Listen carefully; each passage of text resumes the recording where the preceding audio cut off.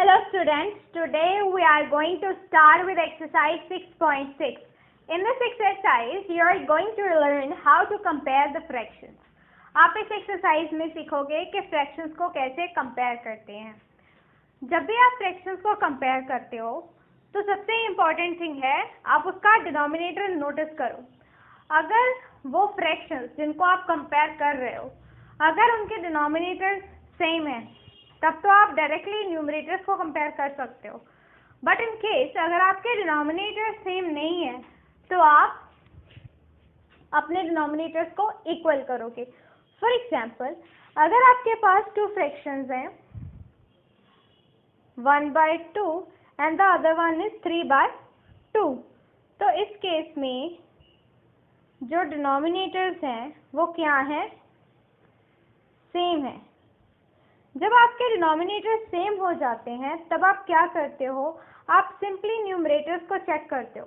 यहाँ पर आपके डिनोमिनेटर दोनों फ्रैक्शंस में 2 है, सेम है। इट मीन्स अभी आपको सिर्फ और सिर्फ न्यूमरेटर्स को देखना है। अगर आपके डिनोमिनेटर्स इक्वल हैं, सेम है, तो आप डायरेक्टली न्यूमरेटर्स को कंपेयर करके फ्रैक्शन का कंपैरिजन लिख सकते हो।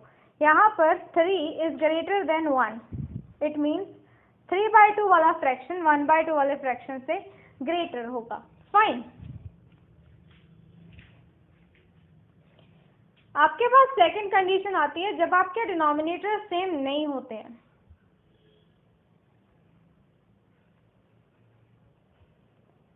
टाइप 2, जब आपके डिनोमिनेटर सेम नहीं होते हैं। Suppose 1 is 2/4 and other is 3/2। अब इस केस में आप कैसे कंपेयर करोगे? आप ये चेक करो कि क्या 4 के टेबल में 2 आता है? नो। क्या 2 के टेबल में 4 आता है? यस। तो हम क्या करेंगे? हम डिनोमिनेटर खुद से सेम बनाएंगे। हम इस 2 को 4 बना देंगे 2 से मल्टीप्लाई करके। इट मीन्स आपको इस फ्रैक्शन का इक्विवेलेंट फ्रैक्शन फाइंड करना होगा। फाइन। इट मीन्स अब आप 3/2 का इक्विवेलेंट फ्रैक्शन फाइंड करना चाहते हो जिसमें उसका डिनोमिनेटर 4 हो। अब 2 से 4 कैसे बनेगा? 2 से मल्टीप्लाई करके। इट मीन्स आपको न्यूमरेटर को भी 2 से मल्टीप्लाई करना पड़ेगा। 3 2 6। It means in place of 3/2 we can write 6/4। जहाँ भी आपने फ्रैक्शन लिखा है 3/2 वहाँ पर आप 6/4 लिख सकते हो। अब हम वही करेंगे। 2/4 तो वही आएगा। इंस्टेड ऑफ 3/2 हम लिखेंगे 6/4। वो इसलिए लिखेंगे क्योंकि अब इनके डिनोमिनेटर्स सेम है। अब हम डायरेक्टली न्यूमरेटर्स को देखेंगे। सो 6 इज ग्रेटर देन 2, तो ये करेक्ट है। अब जो स्टेटमेंट गिवन थी उसमें आपसे 6/4 का कंपैरिजन नहीं पूछा था 2/4 से।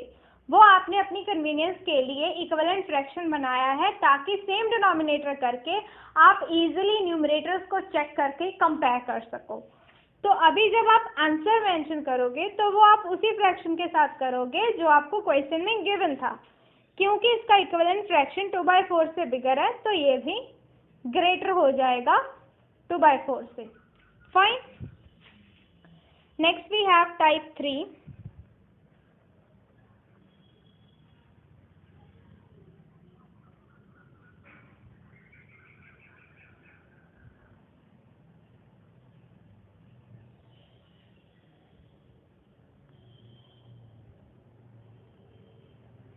टाइप 3। टाइप 3 में क्या होता है? आपके पास ऐसे फ्रैक्शंस आ जाते हैं जिसमें जो डिनोमिनेटर्स हैं वो एक दूसरे के टेबल में नहीं आ रहे होते। जैसे कि पिछले केस में 2 के टेबल में दूसरा वाला डिनोमिनेटर 4 आ रहा था तो आपने मल्टीप्लाई करके इक्विवेलेंट फ्रैक्शन बना लिया। बट कुछ केसेस में ऐसा होगा कि वो एक दूसरे के टेबल में नहीं आ रहे होंगे। फॉर एग्जाम्पल, आपके पास फ्रैक्शंस हैं 3/5 एंड 1/2। अब इस केस में आप देखो 5 के टेबल में 2 नहीं आता है और 2 के टेबल में 5 नहीं आता है। तो इस केस में आप किसी एक डिनोमिनेटर को इक्विवेलेंट फ्रैक्शन बनाकर दूसरे वाले डिनोमिनेटर में चेंज नहीं कर सकते हो, उसके जैसा नहीं बना सकते हो। तो इस केस में आप क्या करते हो?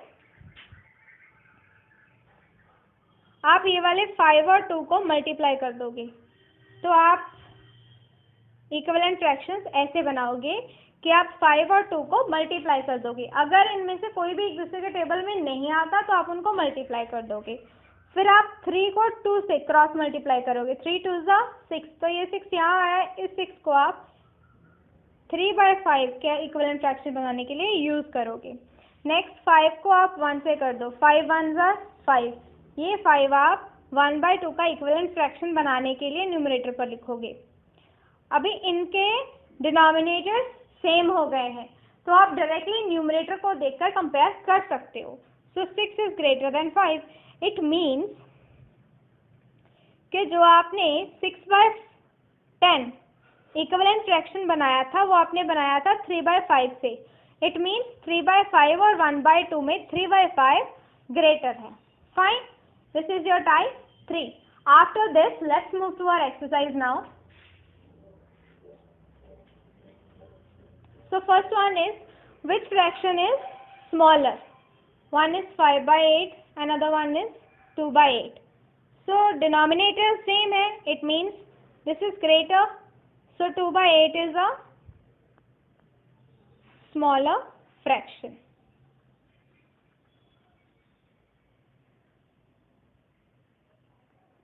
Next we have B part, 3/4 and 4/5.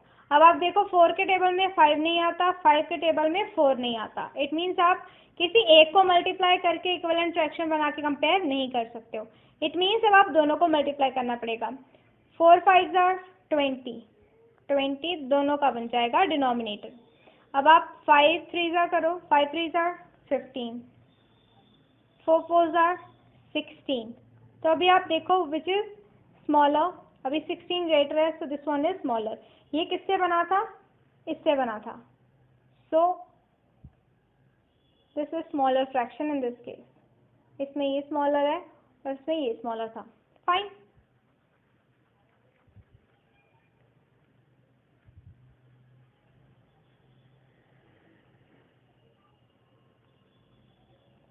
Next ये आप question number 2।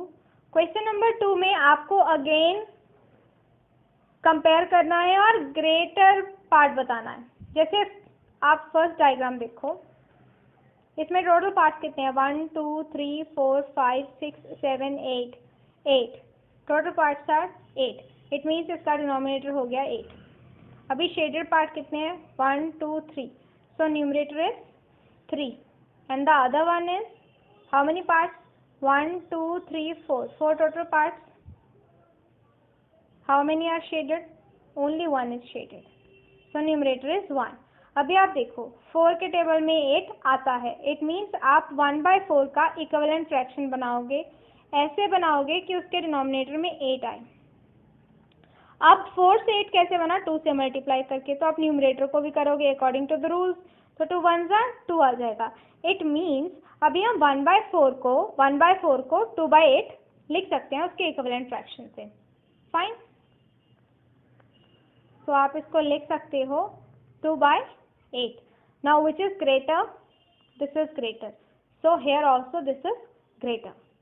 Fine.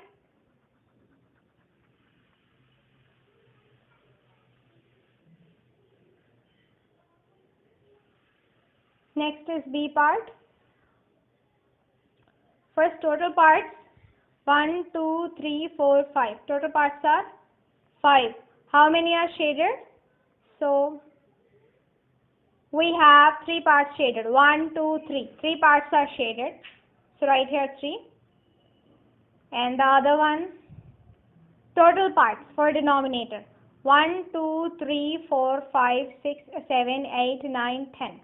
10. Total parts are 10, so denominator is 10. How many parts are shaded? 1 2 3 4 5. 5 parts are shaded. So again देखो अभी 10 के टेबल में 5 नहीं आता है, बट 5 के टेबल में 10 आता है। तो हम क्या करेंगे? इस फ्रैक्शन को चेंज करेंगे और इसका हम इक्विवेलेंट फ्रैक्शन निकालेंगे।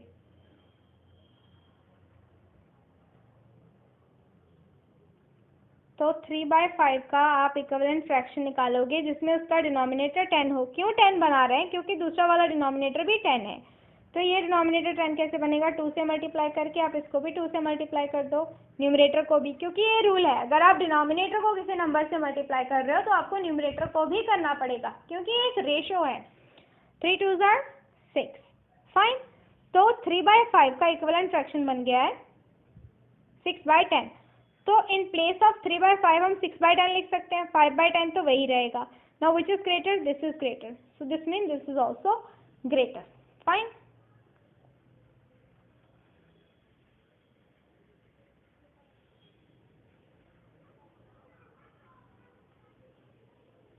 Next, arrange these fractions in order, begin with greatest. आपको सबसे बड़े फ्रैक्शन से स्टार्ट करना है और इसको डिसेंडिंग ऑर्डर में अरेंज करते जाना है। अभी आप फ्रैक्शंस को देखो क्वेश्चन नंबर 3 में कैसे हैं। 7/12, 3/7 एंड 2/3। अभी आप देखो इन सबके डिनोमिनेटर्स डिफरेंट हैं। अगर हम इनके डिनोमिनेटर्स इक्वल कर दें, किसी तरह से इनके इक्विवेलेंट फ्रैक्शंस निकाल दें ताकि इनके डिनोमिनेटर्स इक्वल हो जाएं, तो हमारे लिए इनको कंपेयर करना इजी हो जाएगा। हम सिर्फ न्यूमरेटर्स को देखेंगे और कंपैरिजन कर देंगे, इनको ऑर्डर में अरेंज कर देंगे। फॉर दैट हमें डिनोमिनेटर में, सबके डिनोमिनेटर में सेम नंबर चाहिए। तो वो हम कैसे फाइंड करते हैं? देखो, आप चेक करो कि क्या 12 7 के टेबल में आता है? नो। क्या 12 3 के टेबल में आता है? यस, 12 3 के टेबल में आता है। तो आप इस पर टिक कर दो।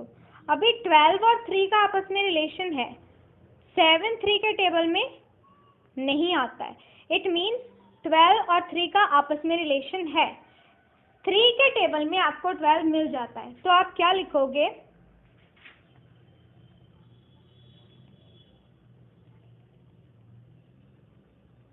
क्योंकि आपको 3 के टेबल में 12 मिल रहा है, तो आप ये करोगे कि आप 12 को सिलेक्ट कर लोगे। 12 को सिलेक्ट कर लोगे। 3 और 12 में से आप 12 को सिलेक्ट कर लोगे। उसके बाद 7 किसी के टेबल में नहीं आ रहा, तो आप इसको भी सिलेक्ट कर लो और आप इनको मल्टीप्लाई कर लो, तो ये आपका आएगा 84। इट मीन्स आपको इन तीनों का डिनोमिनेटर 84 बनाना है। Fine, let's see how to do it. जैसे आपका फर्स्ट फ्रैक्शन है 7/12, then 3/7, then 2/3,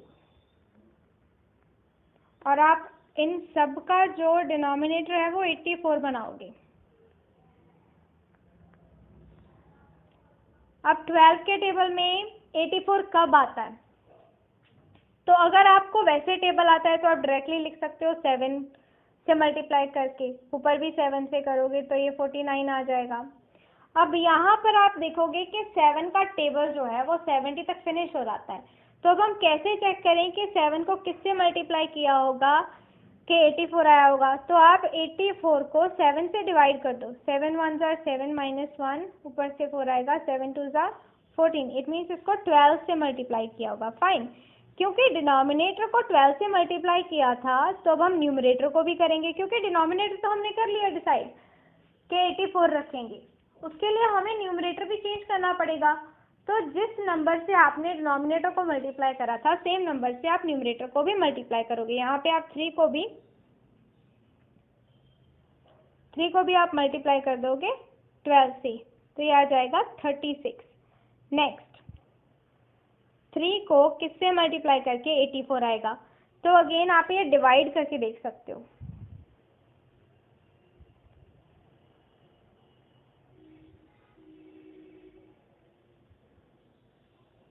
fine, it means इसको 28 से मल्टीप्लाई किया होगा। तो अब आप इस 2 को भी किससे मल्टीप्लाई कर दोगे? 28 से। फाइन, ये 12 से मल्टीप्लाई करके आया था ऊपर वाला, तो आप इस 2 को भी 28 से मल्टीप्लाई कर दोगे, क्योंकि डिनोमिनेटर को इससे किया था तो न्यूमरेटर को भी 28 से ही करोगे, तो वो आपको मिल जाएगा 56।